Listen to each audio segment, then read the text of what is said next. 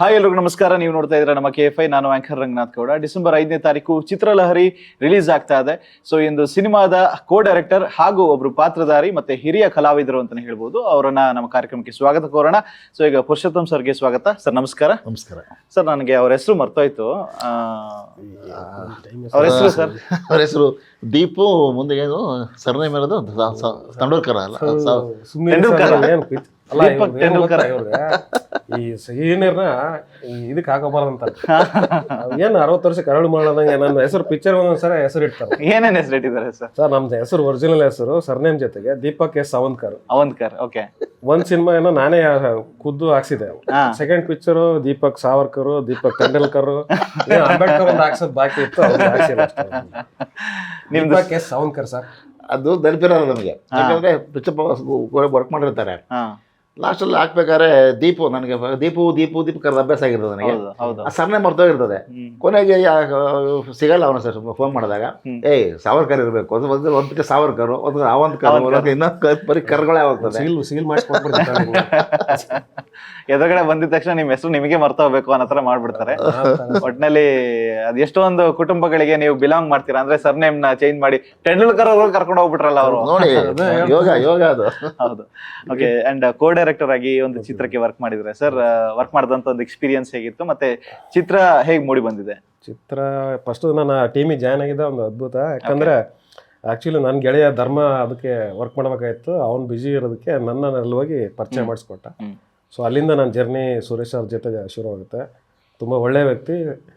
ಅವ್ರು ಒಳ್ಳೆ ವ್ಯಕ್ತಿ ಅನ್ನೋಕ್ಕಿಂತ ಒಳ್ಳೆ ಟೆಕ್ನಿಷಿಯನ್ ಕೂಡ. ತುಂಬ ಕಾಮಾಗಿದ್ದು ಸಿನಿಮಾನ ಮುಗಿಸ್ಕೊಟ್ರು. ಅದ್ರ ಜೊತೆಗೆ ನಾನು ಸಹಾಯಕನಾಗಿ ಅವ್ರ ಜೊತೆಗೆ ಚಿತ್ರಲಹರಿಯಲ್ಲಿ ನಾನು ಒಬ್ಬ ಭಾಗಿದಾರನಾದೆ. ಅದರಿಂದ ನನಗೆ ಇನ್ನೊಂದು ಸೌಭಾಗ್ಯ ಅಂತ ಹೇಳಿತ್ತು ಅಂದರೆ ಅದ್ರ ಮುಖಾಂತರ ನನಗೆ ಒಂದು ಸಿನಿಮಾ ಮಾಡಿದ್ರು ಅದು. ಅಂದರೆ ಅವ್ರಿಗೆ ನಾವು ಒಂದು ಕಾನ್ಸೆಪ್ಟ್ ಇಟ್ಕೊಂಡು ಡಿಸ್ಕಸ್ ಮಾಡ್ತಾಯಿದ್ವಿ. ಸೊ ಫೈನಲಿ ಅದು ಅವರು ನನಗೆ ಆಯಿತು ಮಾಡೋಣ ಇದನ್ನೇ ಅಂಥೇಳಿ ನನ್ನ ವಿಕ್ಕಿ ಸಿನಿಮಾಗೆ ಪ್ರೊಡ್ಯೂಸರ್ ಆಗಿ ಮತ್ತು ಕ್ರಿಯೇಟಿವ್ ಹೆಡ್ ಆಗಿ ಸಪೋರ್ಟ್ ಮಾಡಿ ಆ ಸಿನಿಮಾ ರಿಲೀಸ್ ಕೂಡ ಆಯಿತು. ಓಕೆ. ಸೋಷಿಯಲ್ ಮೀಡಿಯಾದ ಒಂದು ಒಳ್ಳೆ ರಿವ್ಯೂ ಕೂಡ ತಗೊಂತು. ನೈಸ್. ಅಂಡ್ ಸರ್, ನೀವು ಬಹಳಷ್ಟು ಮೂವಿಗಳನ್ನ ಡೈರೆಕ್ಟ್ ಮಾಡಿದ್ರ, ಪ್ಲಸ್ ಪೌರಾಣಿಕ ಪಾತ್ರಗಳನ್ನು ನಡೆಸಿದ್ರ ಇದಕ್ಕಿಂತ ಮುಂಚೆ. ಆದ್ರೆ ಆಕ್ಟಿಂಗ್ ಅಂತ ಬಂದಾಗ ಒಬ್ಬ ಟೆಕ್ನಿಷಿಯನ್ ಆಗಿ ನಿಮ್ಮ ತಲೆ ಓಡ್ತಾ ಇರತ್ತಾ ಕೆಲವು ಸರಿ ಈ ಒಂದು ಶಾರ್ಟ್ಸ್ ಗಳನ್ನ ಈ ತರ ತೆಗಿಬೇಕು? ಖಂಡಿತ.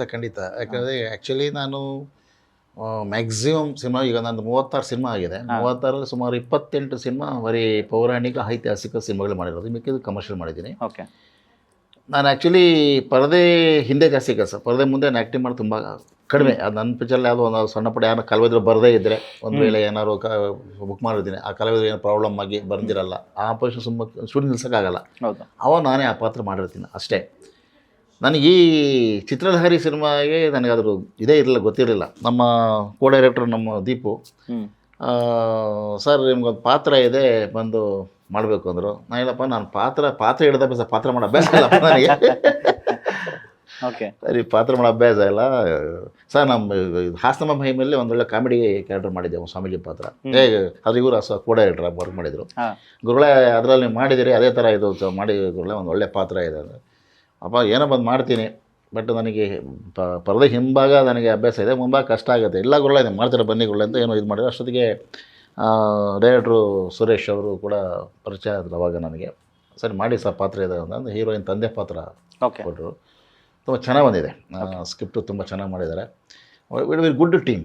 ಓಕೆ. ತುಂಬ ನೈಸ್. ಯಾಕಂದರೆ ಯೂಶಲಿ ನಾನು ಡೈರೆಕ್ಟ್ರ್ ಆಗಿ ನನಗೆ ಅರ್ಥ ಆಗುತ್ತೆ ಒಂದು ಟೀಮ್ ಅಂದರೆ ಹಿಂಗೆ ಅದೆಲ್ಲ ಇರುತ್ತೆ ಅನ್ನೋದು. ಬಟ್ ತುಂಬ ನೈಸಾಗಿ ಕೂಲಾಗಿ ಟೀಮ್ ತೊಗೊಂಡು ಹೋದರು. ಒಂದೊಳ್ಳೆ ಅನುಭವ ಆಯಿತು ನನಗೆ. ಯಾಕಂದ್ರೆ ನಾನು ಒಬ್ಬ ಆರ್ಟಿಸ್ಟಾಗಿ ಹೋಗಿದ್ದೆ ಅಷ್ಟೇ.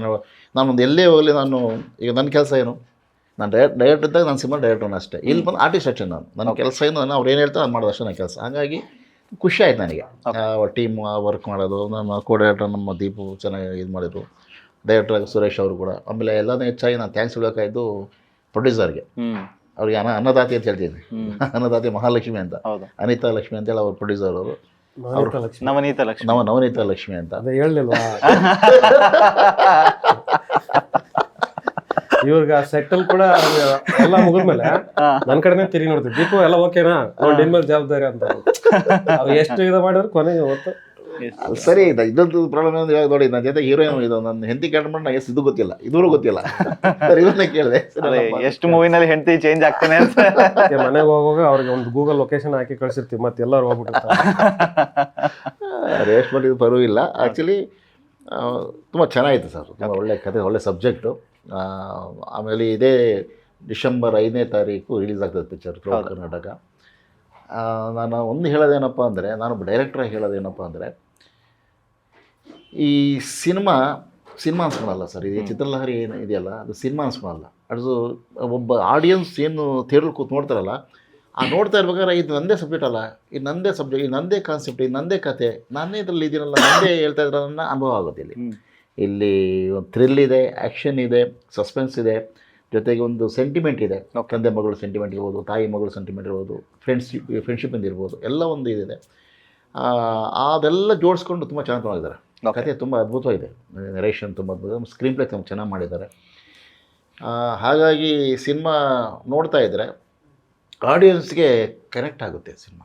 ಓ ನಂದೇ ಕತೆ, ನಂದೇ ಕತೆ ಮಾಡ್ತಾ ಇದ್ದಾರಲ್ಲ, ನನ್ನ ಮನೆ ಕತೆ ಇದಲ್ಲ, ನಂದೇ ಅನಿಸುತ್ತೆ ಆಡಿಯನ್ಸ್ಗೆ. ಹಾಗಾಗಿ ಈ ಸಿನಿಮಾ 100% ಇದು ಆಡಿಯನ್ಸ್ಗೆ ಇಡಿಸುತ್ತೆ, ಕನೆಕ್ಟ್ ಆಗುತ್ತೆ. ಯಾಕಂದರೆ ನಾವು ಸಿನಿಮಾ ಮಾಡಿದಾಗ ಏನಾಗುತ್ತೆ ಅಂದರೆ, ಇದು ನಮ್ಮ ನಿಜ ಜೀವನ ಬಿಟ್ಟು ದೂರ ಹೋದಾಗ ಏನೋ ಅನಿಸುತ್ತೆ ಅಷ್ಟೇ. ನಮ್ಮದೇ ಹತ್ರ ಆದಾಗ ಏನಾಗುತ್ತೆ, ನಂದೇ ಕತೆ ಕಣೆ, ನಂದೇ ಅನಿಸೋ ಮನುಷ್ಯ, ಅದೆಲ್ಲೋ ಒಂದು ಅವ್ರಿಗೆ ಟಚ್ ಆಗುತ್ತೆ. ಎಕ್ಸಾಕ್ಟ್ಲಿ.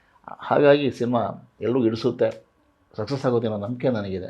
ಒಳ್ಳೇದಾಗಬೇಕು. ಯಾಕೆಂದರೆ ನಮ್ಮ ಕನ್ನಡ ಜನ ನಮ್ಮ ಅನ್ನದಾತರು ಅಂತ ಹೇಳ್ಬೋದು ಅವ್ರನ್ನೂ. ಯಾಕಂದರೆ ಪ್ರೇಕ್ಷಕರ ನಮ್ಮ ದೇವರು. ಸಿನಿಮಾಗೆ ಪ್ರೇಕ್ಷಕ ದೇವರೇ ಅವರು ನಮಗೆ.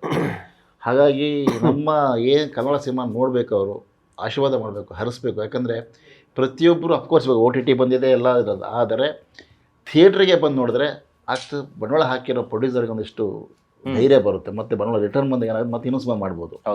ಇಲ್ಲ ಅಂದರೆ ಬರಲಿಲ್ಲ ಅಂದರೆ ಅವ್ರಿಗೆ ಅಲ್ಲೇ ನಿರಾಸೆ ಆಗುತ್ತೆ. ಏನಪ್ಪ ಇಷ್ಟೆಲ್ಲ ಬಂಡವಾಳ ಹಾಕಿ ಮಾಡಿದೆ, ಏನು ಬರಲಿಲ್ಲ ಅಂತ ಎಲ್ಲಿ ಮಾಡೋಕ್ಕೆ ಸಾಧ್ಯ. ಹಾಗಾಗಿ ಖಂಡಿತ ನಾನು ಪ್ರೇಕ್ಷಕರು ಕೇಳೋದು ಇಷ್ಟೇ, ಎಲ್ಲರೂ ಥಿಯೇಟ್ರಿಗೆ ಬನ್ನಿ, ಸಿನಿಮಾ ನೋಡಿ, ಹರಿಸಿ ಹಾರೈಸಿ. ಯಾಕಂದರೆ ಸಿನಿಮಾ ಬರ್ದೇ ಡಿಸೈಡ್ ಮಾಡೋಕ್ಕಾಗಲ್ಲ. ಚೆನ್ನಾಗಿದೆ ನಮ್ಮ ಜನಕ್ಕೆ ಏನಪ್ಪ ಅಂದರೆ, ಯಾರೋ ಸ್ವಲ್ಪ ಜನ ಹೇಳಿದಾಗ ಚೆನ್ನಾಗಿದೆ ಅಂತ ತುಂಬ ಹೇಳಿ ಆದಾಗ ಥಿಯೇಟ್ರಿಗೆ ಬರ್ತಾರೆ. ಬನ್ನಿ, ನೀವು ನೋಡಿ, ಸಿನಿಮಾ ನೋಡಿ, ನೀವು ಡಿಸೈಡ್ ಮಾಡಿ ಚೆನ್ನಾಗಿದೆ ಇಲ್ಲ ಅಂತ. ಹಾಗಾಗಿ ನಾವು ಬರಬೇಕು, ನೋಡಬೇಕು, ಹರಿಸಿ ಆಶೀರ್ವಾದ ಮಾಡಬೇಕು ಅಂತ ನಾನು ಕೇಳ್ತೀನಿ. Yes sir. ಆ್ಯಂಡ್ ಸರ್, ನಾವು ಹಾಡಿನ ಬಗ್ಗೆ ಮಾತಾಡ್ತೀವಿ ಅಂತ ಹೇಳಿದರೆ, doctor V Nagendra Prasad sir ಅವರು ಸಾವಿರಾರು ಸಾಂಗ್ಸ್ಗಳನ್ನು ನಮ್ಮ ಕನ್ನಡಕ್ಕೆ ಕೊಡುಗೆಯಾಗಿ ಕೊಟ್ಟಿದ್ದಾರೆ. ಅವರು ಈ ಒಂದು ಚಿತ್ರಕ್ಕೆ ಒಂದು ಸಾಂಗ್ನ ಬರೆದಿದ್ದಾರೆ, ಲಿರಿಕ್ಸ್ನ ಬರೆದಿದ್ದಾರೆ ಅಂತ ಕೇಳಿದ್ವಿ. ಹೇಗೆ ಮೂಡಿ ಬಂದಿದೆ ಸಾಂಗು, ಆ್ಯಂಡ್ ನಿಮಗೆ ಎಷ್ಟು ಖುಷಿ ಇದೆ ಆ ಒಂದು ಸಾಂಗ್ನ ಬಗ್ಗೆ? ವಿ ನಾಗೇಂದ್ರ ಪ್ರಸಾದ್ ಸರ್ ಬಗ್ಗೆ ನಾವು ಹೇಳ್ಬೇಕಿಲ್ಲ, ಅವರು ಒಂಥರ ಟ್ರೆಂಡ್ ಸೆಟ್ಟರ್ ಥರ. ಹೌದು. ಈಗ ನಮ್ಮ ಚಿತ್ರಲಹರಿಗೆ ಅವರು ಲಹರಿ ಅಂತ ಒಂದು ಸಾಂಗ್ ಬರೆದಿದ್ದಾರೆ. ತುಂಬ ಮೆಲೋಡಿಯಸ್ ಸಾಂಗ್, ಹೀರೋಯಿನ್ದು ತುಂಬ ಚೆನ್ನಾಗಿ ಚಿತ್ರೀಕರಣ ಮಾಡಿದ್ದಾರೆ. ಮತ್ತು ಹಾಡು ಕೂಡ ಅಷ್ಟೇ ವೈಭವಪೂರ್ತಿ ಅದ್ಭುತವಾಗಿ ಮೂಡಿ ಬಂದಿತ್ತು. ಸೊ ಅದರ ಮುಖಾಂತರ ನಾಗೇಂದ್ರ ಪ್ರಸಾದ್ ಸರ್ಗೆ ಧನ್ಯವಾದ ಹೇಳಕ್ಕೆ ಇಷ್ಟಪಡ್ತೀನಿ. ಸೊ ಇನ್ನು ಮುಂಬರುವಂಥ ದಿನಗಳಲ್ಲಿ ಡೈರೆಕ್ಷನ್ ಡಿಪಾರ್ಟ್ಮೆಂಟಲ್ಲಿ ಮತ್ತೆ ನಿಮ್ಮನ್ನೇ ನೀವು ತೊಡಗಿಸ್ಕೊಂಡು ಯಾವ್ಯಾವ ಥರದ ಒಂದು ಚಿತ್ರಗಳನ್ನ ಕನ್ನಡಕ್ಕೆ ಕೊಡುಗೆಯಾಗಿ ಕೊಡಬೇಕು ಅಂತ ಒಂದು ಆಸೆ ಇದೆ ಸರ್ ನಿಮಗೆ? ಅದೇ ಸರ್, ನಮ್ಮ ಈ ಕೇಸರಿ ನಂದನ ಸಂಸ್ಥೆ ಅವ್ರದ್ದು ಅನ್ನೋಕ್ಕಿಂತ ನಮ್ಮದು ಅಂತ ಹೇಳಕ್ಕೆ ಇಷ್ಟಪಡ್ತೀನಿ. ಇದ್ರ ಮುಖಾಂತರ ಇನ್ನೂ ಸುಮಾರು ಯೋಜನೆಗಳಿದ್ದಾವೆ, ಸರ್ ಜೊತೆಗೆ ಸ್ವಲ್ಪ ಪ್ಲಾನಿಂಗ್ ಇದೆ. ಸೊ ಮಾಡ್ತಾ ಹೋಗ್ತೀವಿ ಸರ್. ಅದನ್ನ ಪ್ರೇಕ್ಷಕರು ಹೇಗೆ ನಮಗೆ ಉತ್ತೇಜನ ಕೊಡ್ತಾರೆ, ಪ್ರೋತ್ಸಾಹ ಕೊಡ್ತಾರೆ, ಅದ್ರ ಮೇಲೆ ನಿರ್ಧಾರ ಆಗುತ್ತೆ. ಒಟ್ಟಿನಲ್ಲಿ ನಮ್ಮ ಪ್ರಯತ್ನ ನಿರಂತರವಾಗಿರುತ್ತೆ. Nice sir. ಆ್ಯಂಡ್ ಖುಷಿ ಆಯಿತು ಇಷ್ಟೊತ್ತು ನಿಮ್ಮ ಜೊತೆ ಮಾತಾಡಿದ್ದು. ಇನ್ನಷ್ಟು ಹಲವಾರು ಪಾತ್ರಗಳನ್ನು ಮಾಡಿ ಆ್ಯಂಡ್ ಸಿನಿಮಾಗಳನ್ನು ಕೂಡ ಡೈರೆಕ್ಷನ್ ಮಾಡಿ ಅಂತ ಕೇಳ್ಕೊತೀನಿ. ಆ್ಯಂಡ್ ನಿಮ್ಮ ಕನಸನ್ನು ಕೂಡ ಎಲ್ಲದನ್ನು ಕೂಡ ನನ್ಸಾಗಲಿ ಅಂತ ಕೇಳ್ಕೊತೀನಿ ಡೈರೆಕ್ಷನ್ ಡಿಪಾರ್ಟ್ಮೆಂಟಲ್ಲಿ. Sir, thank you so much ಇಷ್ಟೊತ್ತು ನಮ್ಮ KFI ಜೊತೆ ಮಾತಾಡಿದ್ದಕ್ಕೆ. ಆ್ಯಂಡ್ ನಮಸ್ಕಾರ. ಸೊ ಚಿತ್ರಲಹರಿ ಚಿತ್ರನ ಎಲ್ಲರನ್ನು ಕೂಡ ಡಿಸೆಂಬರ್ 5ನೇ ತಾರೀಕು ಚಿತ್ರಮಂದಿರದಲ್ಲಿ ಬಂದು ನೋಡಿ ಅಂತ ಕೇಳ್ಕೊತೀನಿ. Thank you sir. ನಮಸ್ತೆ.